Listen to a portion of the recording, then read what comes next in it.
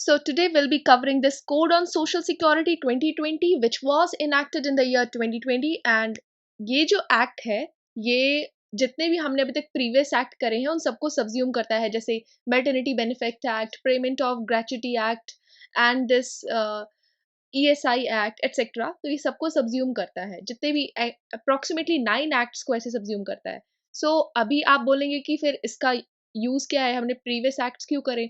अब ये है कि क्या पता यूपीएससी प्रीवियस एक्ट्स में से भी पूछते क्वेश्चन, तो आपको वो भी पता होना चाहिए कि पहले क्या था और अब क्या है, अब क्या डिफरेंस है। और जो प्रीवियस एक्ट्स हमने जितने भी करे हैं उसमें से अभी वाले में भी काफी सिमिलैरिटीज हैं। सो कंपैरिजन, और मतलब हमें पता नहीं है ना यूपीएससी इस वाले एक्ट से पूछेगा या फिर प्रीवियस एक्ट से पूछेगा, तो उसकी भी नॉलेज होनी चाहिए। सो ये तो बहुत इंपॉर्टेंट है, कोड ऑन सोशल सिक्योरिटी। अब इसकी जरूरत क्या पड़ी हमें, बिकॉज इससे पहले जो था वो जो भी एक्ट्स थे वो अनऑर्गेनाइज सेक्टर को नहीं कवर कर रहे थे, प्लेटफॉर्म वर्कर्स को नहीं कवर कर रहे थे, gig workers, veg workers, aggregators etcetera. अब टाइम के साथ पहले होते थे कि सिर्फ इंडस्ट्रियल लेबर्स हैं, वर्कर्स हैं, उनको इंक्लूड कर दिया, लेबर कोड्स आ गए, या फिर जो भी वेज कोड है, या फिर payment of gratuity act for the in order to ensure the social security है। तो ये सब एक्ट्स कर रहे थे, बट उस टाइम पे क्या था कि गिग वर्कर जो है वो अभी एमर्जिंग है। आजकल में ये नया मतलब टेक्नोलॉजी के साथ नया आ रहा है। फिर अगर एग्रीगेटर्स का बात करें, for example Uber, Ola, Zomato, Swiggy etcetera, so ये भी आजकल ही आ रहे हैं। तो इन सब ये सब किसके अंदर, इनको कहाँ से सोशल सिक्योरिटी प्रोवाइड होगी। तो इन सबको इंक्लूड करने के लिए हमें सोशल सिक्योरिटी की जरूरत पड़ी। मींस टाइम के साथ खुद को चेंज करना जरूरी है, इसीलिए टाइम के साथ इस एक्ट को भी चेंज करना जरूरी था।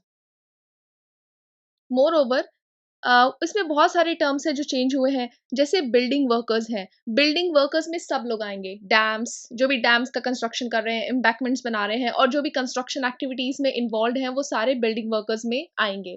अभी इसका हम डिटेल में भी देखेंगे भी, लेकिन कुछ एक्सेप्शंस हैं जो नहीं आएंगे बिल्डिंग वर्कर्स में। एक्सेप्शंस क्या है कि जो भी फैक्ट्रीज है या फिर जो भी माइंस है उसमें भी कहीं ना कहीं वर्कर्स कंस्ट्रक्शन में इन्वॉल्व होते हैं, और तो वो नहीं आएंगे, इस बिल्डिंग वर्कर्स के डेफिनेशन में नहीं आएंगे।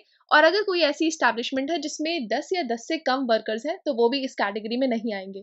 सिमिलरली, अगर कोई रेजिडेंशियल प्लॉट है, मींस सपोज करो आप अपना घर बनवा रहे हैं और उसमें 50 लाख से कम का खर्च हुआ है, and also less than 10 workers हैं, in that case also this means ये जो है बिल्डिंग वर्कर्स के अंदर नहीं आएंगे।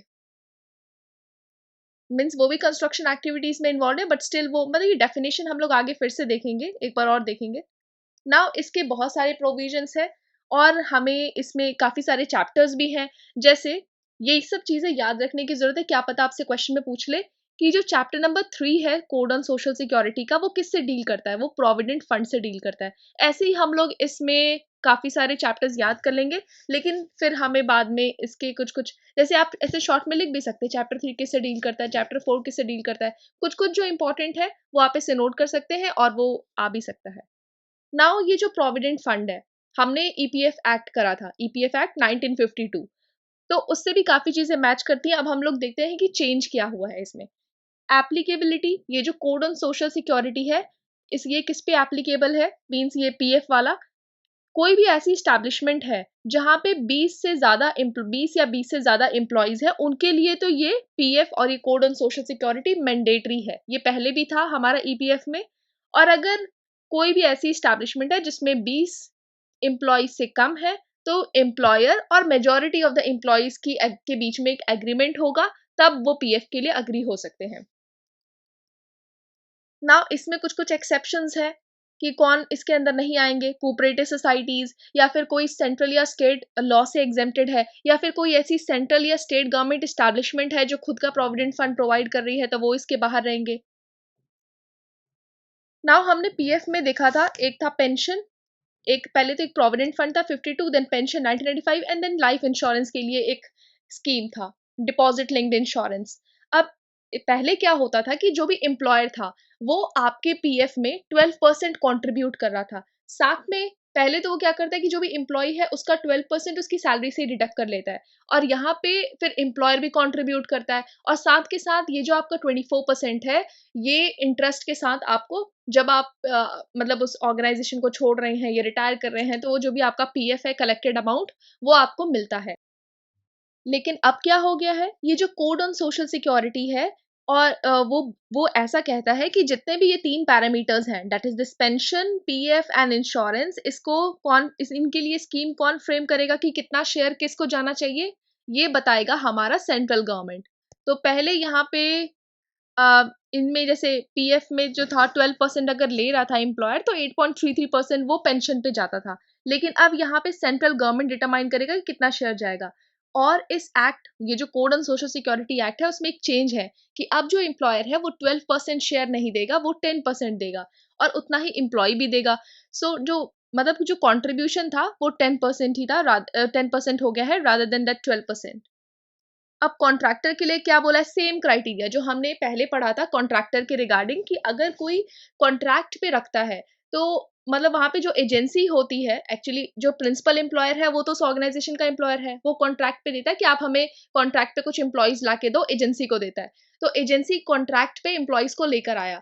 अब जो एम्प्लॉयज है उसको भी जो कॉन्ट्रैक्चुअल एम्प्लॉयज हैं उनको भी तो सोशल सिक्योरिटी बेनिफिट्स चाहिए। तो वो जो बेनिफिट्स हैं वो प्रोवाइड करता है हमारा प्रिंसिपल एम्प्लॉयर। लेकिन जो भी मतलब बाद में वो क्या करेगा, जो भी एजेंसी है उससे रिकवर कर लेगा। सो ये हमने पहले भी पढ़ा था, और वो ये चीज यहाँ पे सेम टू सेम है जो कोड ऑन सोशल सिक्योरिटी है। नाउ हम इसके फीचर्स देखते हैं, features of code on social security. So ये जो एक्ट है, इट हैज कंसोलिडेटेड और सब्ज्यूम्ड 9 लॉज। अब वो लॉज एक बार हम लोग देख लेते हैं, हमने पढ़ा है this EPF and miscellaneous act 1952, और इसके काफी प्रोविजंस अभी भी इससे मैच करते हैं। सो इसी वजह से हमें प्रीवियस एक्ट्स पता होने चाहिए। मतलब जानने में क्या बुराई है, अगर आप नहीं इसे पढ़ के जाएंगे और बाय चांस क्वेश्चन आ गया तो फिर आप क्या करेंगे। सो इसलिए आपको कोई दिक्कत नहीं, और अगर आपने ये पहले के एक्ट्स पढ़े हैं तो कोड ऑन सोशल सिक्योरिटी आपके लिए बहुत ईजी हो जाएगा जानना, क्योंकि काफ़ी चीज़ें मैच करती हैं। Then we have this ESI act 1948, then this payment of gratuity act 1972, employees compensation act 1923, maternity benefit act 1961, and this building and other construction workers act of this 1996। मतलब इसमें बहुत सारे हैं, आप इसे एक बार रीडिंग ले सकते हैं। जितने भी 9 एक्ट्स हैं उन सबको सब्ज्यूम कर दिया है, बिल्डिंग वर्कर्स को भी इंक्लूड कर दिया है। एम्प्लॉयमेंट एक्सचेंजेस, इससे भी रिलेटेड एक प्रोविजन है कोड ऑन सोशल सिक्योरिटी में, तो आप देखेंगे। देन ये अनऑर्गेनाइज सेक्टर को भी इंक्लूड किया है इसने, तो आप ये सारी चीज़ें देख सकते हैं। नाउ ये जो एक्ट है इसका ऑब्जेक्टिव क्या है, to consolidate all the laws relating to social security and related matters in order to universalize the social security benefits। मतलब जितने भी social security benefits हैं उन सबको यूनिवर्सलाइज कर दिया जाए, मतलब अलग अलग प्रोविजन ना रहे, सब एक साथ ही कर दिया गया है। That is to extend the social security to all the employees and workers and even the unorganise sector, platform workers, gig workers, मतलब सबको ये बेनिफिट प्रोवाइड किया जाए। So this is this universalizing the social security benefits।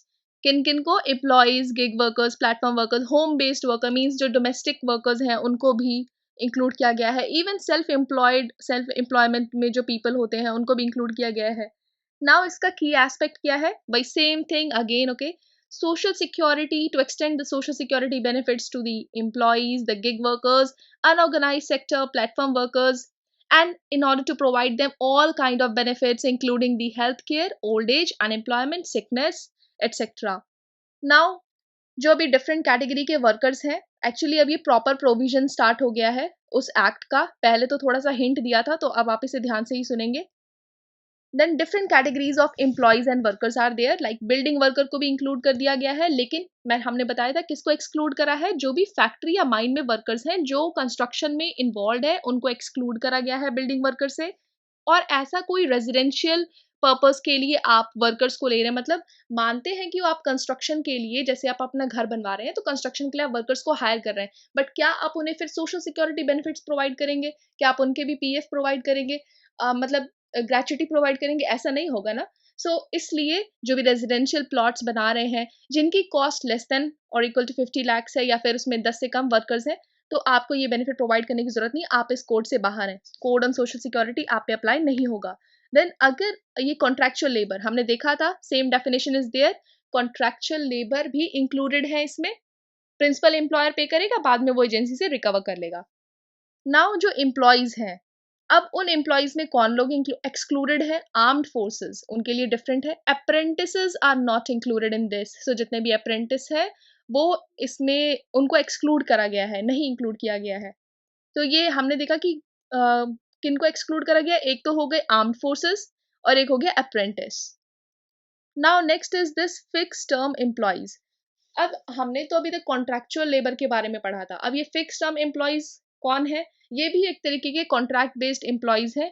They are hired on contractual basis and लेकिन इसमें जो है ना वो कंपनी के पेरोल पे काम करते हैं, मतलब यहाँ पे कोई एजेंसी बीच में नहीं आती है। तो ये फिक्स टर्म एम्प्लॉयज का मतलब समझ लो। जैसे जो फिक्स टर्म एम्प्लॉयज कौन होते हैं वो कॉन्ट्रैक्चुअल बेसिस पे है, बट यहाँ पे कोई भी एजेंसी बीच में नहीं आएगी। मतलब जैसे हमने नॉर्मल कॉन्ट्रैक्चुअल लेबर का पढ़ा था कि वहां पे प्रिंसिपल एम्प्लॉयर है और एजेंसी है जो आपको कॉन्ट्रैक्ट पे लाके दे रही है। लेकिन यहाँ फिक्स टर्म एम्प्लॉयज में क्या है कि यहाँ पे आप कंपनी के पेरोल पे ही हायर्ड होते हो। जैसे आप वो नहीं निकलता, नोटिफिकेशन निकलता है कि कॉन्ट्रैक्चुअल बेसिस पे ये वैकेंसीज अवेलेबल हैं, आपको इतनी सैलरी मिलेगी, तो वो डायरेक्ट कंपनी के थ्रू आता है, ऑर्गेनाइजेशन के थ्रू आता है। सो ये फिक्स्ड टर्म एम्प्लॉयज, नाम से ये लग रहा है कुछ समय के लिए आप उस कंपनी के एम्प्लॉय रहोगे। सो ये भी कुछ तरीके का कॉन्ट्रैक्ट है, बट ये जो कॉन्ट्रैक्चुअल लेबर्स है उनसे डिफरेंट है। ये फिक्स टर्म एम्प्लॉयज है। दे आर, इसकी वजह से क्या होगा, आपको सारे बेनिफिट्स भी मिलेंगे, बट ये कॉन्ट्रैक्ट पे नहीं होंगे, ये कंपनी के पेरोल पे रहेंगे। Now gig workers. अब गिग वर्कर्स कौन होते हैं? Any person who performs works और participate in the work arrangement और earns from such activities outside, मतलब जो नॉर्मल एम्प्लॉयर और एम्प्लॉय का रिलेशनशिप होता है किसी भी ऑर्गेनाइजेशन में आप जाते हो, उससे बाहर हैं ये लोग। मतलब ये क्या करते हैं, जैसे किसी कंपनी ने बोला कि मुझे ये ऐप बना के दे दो, मेरे को अपना कोई, मतलब किसी कंपनी ने कुछ वर्कर्स को हायर करा, मुझे ये ऐप चाहिए, तो वो वर्कर्स उस पे उनके लिए वो प्रोजेक्ट बनाते हैं, बस उनको देते हैं और काम खत्म हो गया उनका काम। सो ये जो गिग वर्कर्स है उनको कौन सोशल सिक्योरिटी बेनिफिट मतलब मिले, कौन देगा उनको? तो उनको ये सारे बेनिफिट्स कौन प्रोवाइड करेगा? तो वो एक्सक्लूडेड थे, तो अब इस एक्ट के थ्रू वो भी इंक्लूडेड है। Now platform workers, it includes those persons who have entered into a work arrangement via some kind of digital platform or online platform, and they are also outside the traditional employer employee relationship, और ये एक online platform के through मतलब काम करते हैं। Now home based workers are also included. इनमें कौन हो गया? जो अपने घर पे काम कर रहा है या फिर किसी अदर, मतलब एक्चुअली ये जो काम करते हैं वो करते किसी ऑर्गेनाइजेशन के लिए हैं, बट वो ऑर्गेनाइजेशन, आप समझ लो आर्टिजन्स। सो ये ऑर्गेनाइजेशन के लिए काम करेंगे, जैसे कोई हैंड वीविंग का कोई काम कर रहे हैं या फिर कुछ भी हैंडीक्राफ्ट बना रहे हैं। तो वो सोचते हैं कि ऑर्गेनाइजेशन में जाने से अच्छा किसी घर में 5-6 लोग मिलके काम कर रहे हैं या फिर किसी अदर प्रेमाइसेस में apart from the work place पे काम नहीं कर रहे हैं। सो उनको होम बेस्ड वर्कर बोला गया है, और वो अनऑर्गेनाइज सेक्टर में होते हैं, सो इनको कवर करा गया है अनऑर्गेनाइज सेक्टर के अंदर ही। Next is interstate migrant workers, same definition as in the other labour code. So actually अभी हमने लेबर कोड्स नहीं करे हैं, कोड ऑन वेजेस एटसेट्रा, ये हम करेंगे industrial industrial relations and labour codes में। सो इसके बाद हम लोग वही मोस्ट प्रोबेबली वही करेंगे। सो ये जो इंटरस्टेट माइग्रेंट वर्कर्स हैं, इनकी जो डेफिनेशन हम वहां पे पढ़ेंगे वही सेम डेफिनेशन है। नाउ सेल्फ एम्प्लॉयड वर्कर्स भी इसके अंदर इंक्लूडेड है। वेज वर्कर भी इंक्लूडेड है, चाहे वो डायरेक्टली एम्प्लॉयड हो या इनडायरेक्टली एम्प्लॉयड हो, चाहे उनका प्लेस ऑफ वर्क फिक्स ना हो। वेज वर्कर कौन होते हैं? Daily veg earners, labours.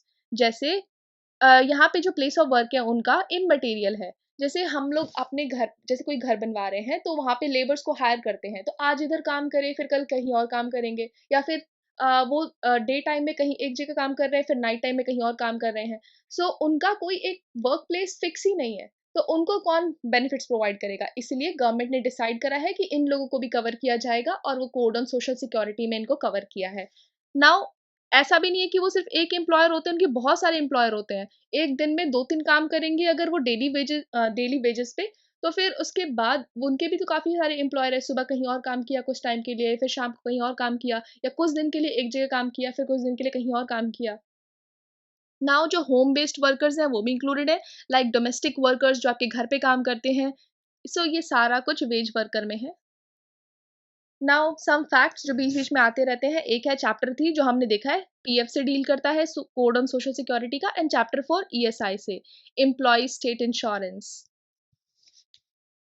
Now aggregators हमने देखा था, इसके बारे में जाना भी था, वो भी इंक्लूडेड है कोड ऑन सोशल सिक्योरिटी में। So next is registration. अब ये सोशल सिक्योरिटी कोड बोल रहा है कि रजिस्ट्रेशन इज मैंडेटरी एंड आप अपना आधार यूज करके रजिस्ट्रेशन करेंगे। मतलब जिसको भी जो भी बेनिफिशियरी है, जो भी सोशल सिक्योरिटी कोड का बेनिफिट्स उठाना चाहते हैं, उनके लिए registration is very much mandatory. And this registration इसको इलेक्ट्रॉनिकली भी किया जा सकता है। और अगर कोई स्टैब्लिशमेंट है, ऑर्गेनाइजेशन है, अगर वो किसी सेंट्रल लॉ में रजिस्टर्ड है, देन उसको दोबारा से रजिस्ट्रेशन करने की जरूरत नहीं है। इट मीन्स जो डिफरेंट सेंट्रल लेबर लॉज हैं, बहुत लेबर लॉ हम लोग करेंगे, तो जितने भी सेंट्रल लेबर लॉ हैं, अगर उस पर कोई ऑर्गेनाइजेशन, कोई स्टैब्लिशमेंट ऑलरेडी रजिस्टर्ड है, देन इन दैट केस उस स्टैब्लिशमेंट को दोबारा से रजिस्ट्रेशन इस एक्ट के अंदर नहीं करने की जरूरत है, मतलब करने की जरूरत नहीं है। Now we talk about, okay, we have read this. Mandates का है, Aadhaar based registration is mandatory for all categories of workers. मतलब चाहे वो गिग वर्कर हो, प्लेटफॉर्म वर्कर हो, अनऑर्गेनाइज सेक्टर हो, ऑर्गेनाइज सेक्टर हो, सबके लिए Aadhaar based registration is mandatory under this code. अब ऐसा यूपीएससी क्वेश्चन दे सकता है आपको कि वो बोल देगा गिग वर्कर्स के लिए रजिस्ट्रेशन मैंडेटरी नहीं है क्योंकि उनका कोई एम्प्लॉयर मतलब ऐसे फिक्स नहीं होता। मतलब आपको भी लगेगा क्या पता सही हो। सो ये सब चीजें आपको पता होनी चाहिए कि registration is mandatory for everyone irrespective of anything, like कोई भी कैटेगरी ऐसा नहीं है, सबके लिए ये मैंडेटरी है। now if we talk about the pf applicability, ये सारे एस्टैब्लिशमेंट के लिए एप्लीकेबल है जो भी 20 से ज्यादा लोगों को एम्प्लॉय कर रहा है, या फिर अगर कोई ऐसी एस्टैब्लिशमेंट है जिसमें 20 से कम लोग हैं। इन दैट केस अगर employer and majority of the employees वो एक एग्रीमेंट पे आते हैं कि नहीं हमें भी पीएफ फैसिलिटी चाहिए, इन दैट केस ये पॉसिबल है। अब एग्जेम्पशंस हमने पहले भी देखा था, फिर से देखते हैं। कुछ कोऑपरेटिव सोसाइटीज हैं जो कि एग्जेम्प्टेड है इस एक्ट के अंदर, एंड जो भी एस्टैब्लिशमेंट है वो अगर सेंट्रल या स्टेट गवर्नमेंट के कंट्रोल में है तो वो भी एग्जेम्प्टेड है, बिकॉज उनको PF central state government provide करेगी। एंड यहाँ पे क्या होता है कि सेंट्रल गवर्नमेंट किसी एक एस्टैब्लिशमेंट की फाइनेंशियल पोजीशन को देखती है और फिर उसको एग्जेम्प्ट कर सकती है। Means this exempted by the central government on the basis of their financial position। अब जिनको भी पीएफ बेनिफिट्स मिल रहा था किसी सेंट्रल एक्ट में या स्टेट एक्ट में, तो वो भी एग्जेम्प्टेड है इसके अंदर। सो कौन कौन एग्जेम्प्टेड है? कुछ कोऑपरेटिव सोसाइटीज, या फिर जो भी स्टैब्लिशमेंट है वो जो सेंट्रल और स्टेट गवर्नमेंट के कंट्रोल में है, या फिर जिनको भी बेनिफिट सेंट्रल या स्टेट गवर्नमेंट के डिफरेंट एक्ट से मिल रहा था उनको यहाँ पे नहीं मिलेगा, या फिर कोई सेंट्रल गवर्नमेंट किसी भी स्टैब्लिशमेंट को एग्जेम्प्ट कर सकती है उसके फाइनेंशियल पोजीशन को देखते हुए।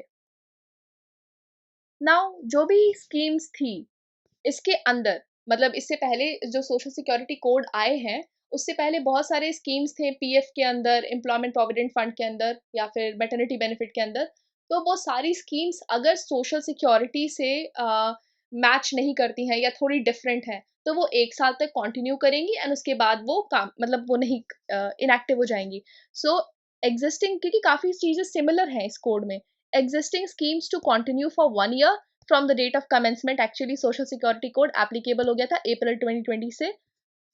सो उसके 1 साल तक ये चलेगी एंड देन फिर ये इनएक्ट हो जाएगी और इनएक्टिव हो जाएगी if they are not consistent with the provisions of the social security code। for examples different schemes, okay। सो ये जो कोड ऑन सोशल सिक्योरिटी है इसमें सेंट्रल गवर्नमेंट को ज्यादा पावर दी गई है। मीन्स सेंट्रल गवर्नमेंट को यहाँ पे means it has been granted the authority to frame the schemes for the governance of the PF entitlement of the employees. मतलब ये जो भी है, जैसे पीएफ में कितना शेयर जाएगा, या फिर स्कीम्स क्या क्या रहेंगी पीएफ में, पेंशन में, इंश्योरेंस में, वो सबकी पावर दी गई है सेंट्रल गवर्नमेंट को। For example the central government can frame an employees pension scheme. मतलब यहाँ पे सेंट्रल गवर्नमेंट ही पेंशन रिलेटेड स्कीम बनाएगी। दिस जो कि पहले था employees deposit linked insurance scheme, अब वो भी इसके अंदर कवर हो रहा है कोड ऑन सोशल सिक्योरिटी। तो यहाँ पे भी सेंट्रल गवर्नमेंट ही इंश्योरेंस रिलेटेड स्कीम बनाएगी। Now next is this, will also form scheme for self-employed workers। जो भी सेल्फ एम्प्लॉयड वर्कर्स हैं उनके लिए भी स्कीम बनाएगी, क्योंकि हमने बोला था कि काफ़ी मतलब जिनके एम्प्लॉयर्स नहीं होते हैं, लाइक गिग वर्कर्स एटसेट्रा, तो उन लोग को भी इसमें इंक्लूड करा गया है, और ताकि उनको भी सोशल सिक्योरिटी बेनिफिट्स प्रोवाइड हो सकें। सो यहाँ पे जो पावर है उनके लिए बेनिफिट्स एक्सटेंड करने का, वो सिर्फ सेंट्रल गवर्नमेंट के पास है। Now, in the next video, we'll see the quantum of contributions and some more facts regarding this code on social security. So if you find this helpful, do give a positive feedback. Thank you.